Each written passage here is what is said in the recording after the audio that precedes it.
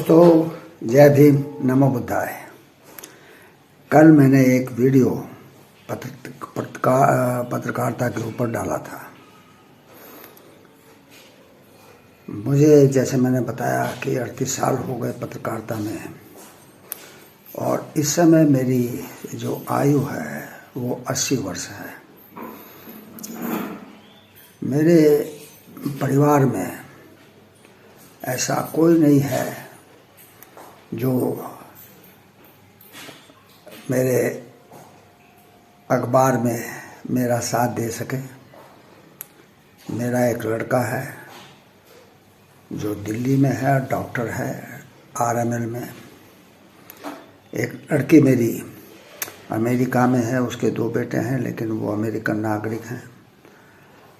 एक बेटी मेरी जो है कलकत्ता के पास दुर्गापुर में है, उसके भी एक ही बेटी है। एक बेटी के पास एक लड़का और एक लड़की है।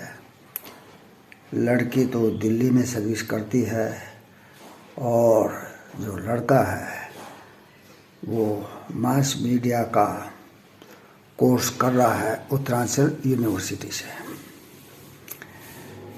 अब मैं बताना चाहता हूँ कि पत्रकारिता में कितना जोखिम है।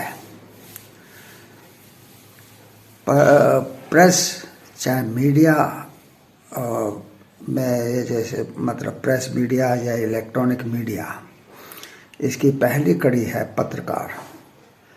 अब पत्रकार जो है वही यहाँ टिक पाता है जो बहुत ही तेज तर्रार हो लिखने में, घटनाओं को समझने में और उनका गहनता से जो है प्रकाशन करने में जो पारंगत हो।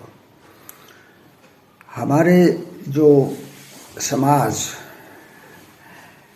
जैसे कि मैं हूँ, दलित समाज से मेरा जो है संबंध है।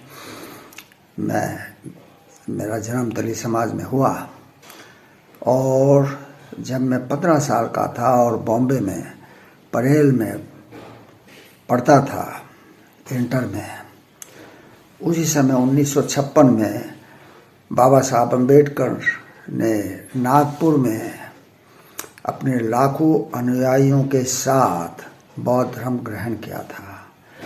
और मैंने भी लगभग उसी समय परेल में एक छोटा सा बुद्ध विहार था, वहाँ जाकर मैंने दीक्षा ली थी। तो मैं इस वर्तमान में पूरी तरह से बौद्धिस्ट हूँ, बौद्ध धर्मावलंबी हूँ, बौद्ध धर्म के नियमों के अनुसार, कायदे कानून के अनुसार चलता हूँ। और मेरा प्रयास रहता है कि अपने समाज को मैं कुछ आगे ले जा सकूं, बाबा साहब के मिशन को आगे बढ़ा सकूं। तो जैसे मैंने बताया कि मैंने पत्रकारिता सन 1985 में शुरू की थी। तो उसके बाद बहुत ही कठिन समय देखना पड़ा। जो अखबार हम छापते हैं उसका छापने का खर्च इतना होता है कि उससे कोई आय नहीं हो सकती। अगर 1 रुपए का अखबार है तो उसकी जो प्रिंटिंग कॉस्ट लगभग 4 रुपए बैठती है। कलर विज्ञापन, कलर जो हम अगर अखबार निकालते हैं तो एक की कॉस्ट 6 रुपए बैठती है। तो ये बहुत ही बड़ा जोखिम है जो मैंने अपने सिर लिया। अब मैंने कोशिश की पत्रकारिता में रहते हुए कि मैं पीठ पत्रकारिता ना करूं। अगले अंक में पढ़िए, ऐसे समाचार ना दूं, ना लिखूं, ना छापूं, तो फिर क्या तरीका है कि अखबार चल सके। तो उसका एक ही तरीका है कि सरकार से विज्ञापन प्राप्त हों। अब सरकार से विज्ञापन तभी प्राप्त हो सकते हैं जब आपका रजिस्ट्रेशन DAVP में हो, जिसको मोदी सरकार ने बदलकर अब CBC कर दिया है।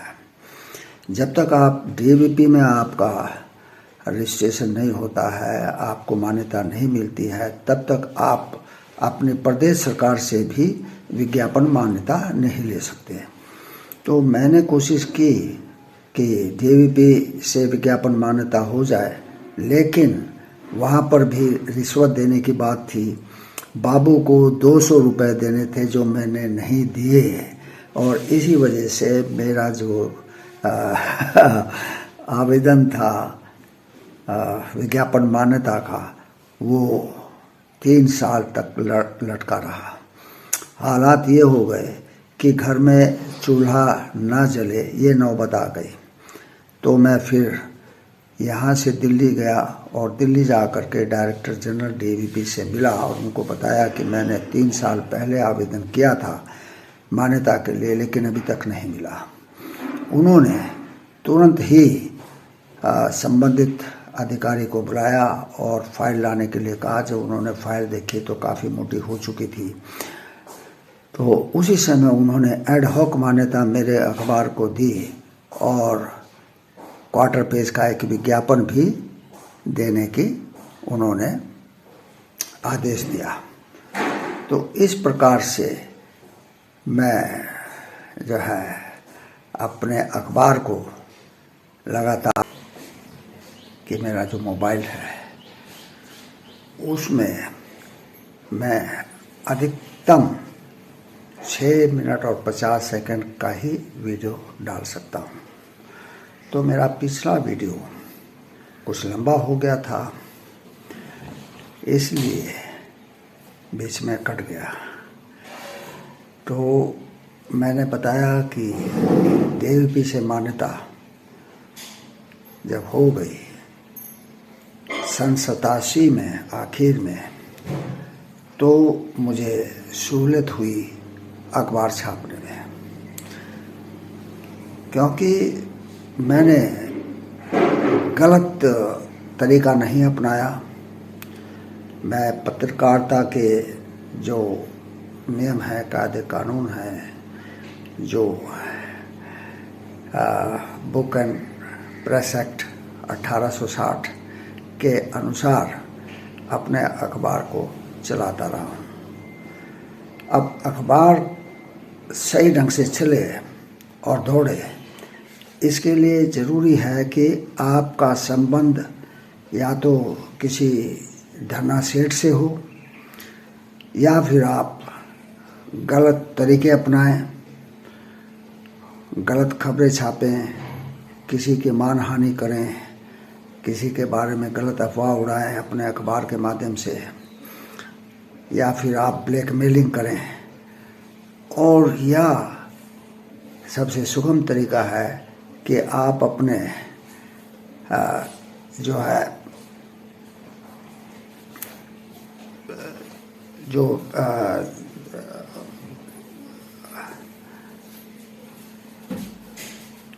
राजनेता हैं, मंत्री हैं, और जो आपकी प्रदेश सत्ता है या केंद्र सत्ता है, उससे आपके घनिष्ठ संबंध हों, आप उनकी चापलूसी कर सकें, आप उनके बारे में ऐसी ऐसी खबरें जो है डाल सकें जिससे उनको प्रसिद्धि मिले। तो इसी वजह से आप अखबार चला सकते हैं, लेकिन मैंने ये तरीका नहीं अपनाया। मैं विशुद्ध विज्ञापन के बल पर ही पत्रकारिता का प्रकाशन करता आ रहा हूँ, और जो है कठिनाइयाँ काफ़ी झेली हैं। हालांकि मेरे अखबार में बहुत सारे लोग जुड़े रहे। मेरी प्रेस से करीब 30-35 लोग जो है जुड़े और उन्होंने मेरे अखबार में मुझे काफ़ी सहयोग दिया। लेकिन बात तो ये है कि हर चीज़ पैसे से है। अगर पैसा आपके पास भरपूर है तो आप अपने प्रतिष्ठान को बहुत आगे ले जा सकते हैं। लेकिन अगर आप ठन गोपाल हैं तो फिर तो आपका राम ही मालिक है। लेकिन मैंने हिम्मत नहीं हारी है। मैंने कभी भी सत्ता की चापलूसी नहीं करी। मैंने गलत तरीके नहीं अपनाए। जैसे तैसे मैं अपने अखबार को निकालता रहा, समाज के हित में समाचार प्रकाशित करता रहा। लोगों को मुझे इस बात का फ़ख्र है कि मैंने ऐसे कई लोगों को इंसाफ दिलाने में मदद करी जिनको पुलिस ने इंसाफ नहीं दिया, जो प्रशासन ने इंसाफ नहीं दिया। मैं उनके लिए लड़ा और उनको उनका हक दिलाया। तो ये एक सुकून तो मुझे है। अब या तो आप पैसे के भक्त बन जाएं या समाज सेवा करें। एक ही काम कर सकते हैं। समाज में रहते हुए आप जो है बहुत अधिक पैसा नहीं कमा सकते। अगर आप के साथ कोई धन्ना सेठ हो या कोई 2 नंबर का काम करने वाला हो तो आप आगे बढ़ा सकते हैं। जितने भी अखबार इस समय राष्ट्रीय कहे जाते हैं वो सारे अखबारों को कांग्रेस ने भरपूर मदद की है। जब वो आज़ादी के बाद सत्ता में आई तो उन्होंने प्रेस की बहुत मदद की और वो अखबार जिनको खुद ही छापते थे और खुद ही बांटते थे, उस स्थिति से निकल करके राष्ट्रीय अखबार बने, क्योंकि उन्होंने सत्ता की चापलूसी भी करी और कांग्रेस ने उनको बहुत ही सहारा दिया। लेकिन अब तो समय बहुत ही विपरीत है। इस समय केंद्र में और प्रदेश में ऐसी सत्ता है जो प्रेस की मदद नहीं करती। ये सिर्फ कारपोरेट जगत से जो अखबार निकलते हैं उन्हीं को ही सहयोग करती है। तो अब आप देखिए कितना कठिन है अखबार को निकालना। जय भीम, नमो बुद्धाय।